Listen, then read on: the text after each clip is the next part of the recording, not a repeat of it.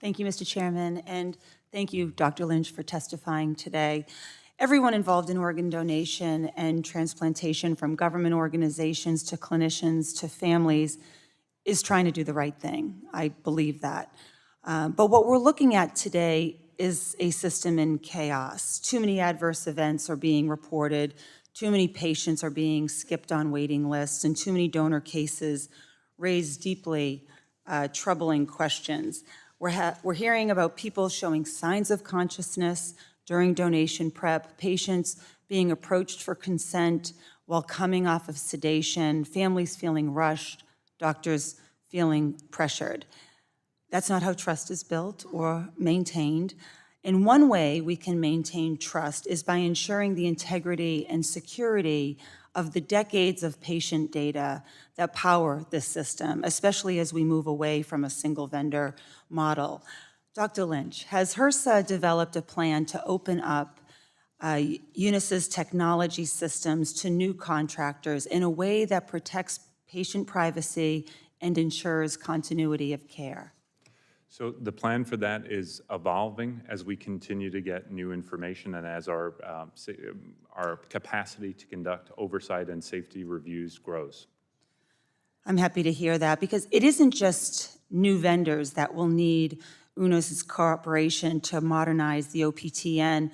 The federal government will also need unfettered access over the systems it paid for, starting with HRSA.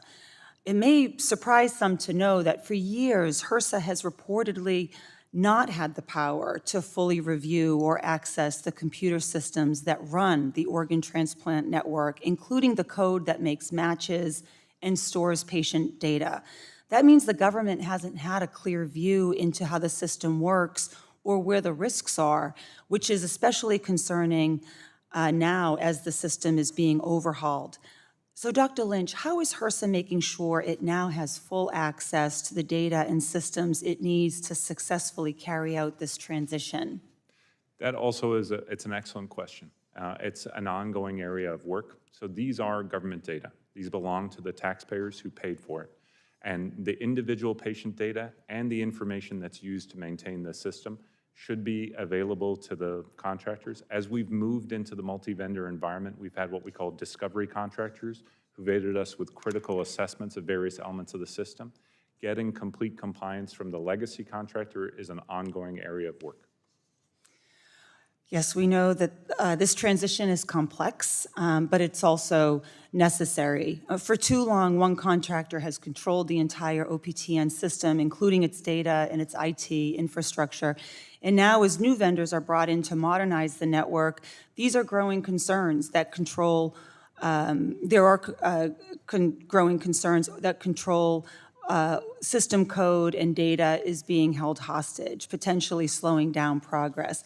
I'm especially troubled by the reports that UNOS may have even put a price tag on its systems, effectively a ransom that government must pay to access taxpayer-funded technology.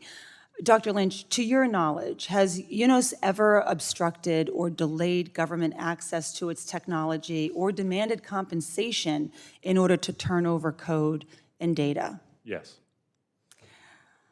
Thank you for that. Brevity and honesty. I mean, at the end of the day, secure, uninterrupted access to OPTN's technology, especially code and data, isn't just a technical issue. It's a matter of trust, accountability, and patient safety, and that has to be non-negotiable. So I thank you for your testimony, for your help in us with our second panel, and I yield back.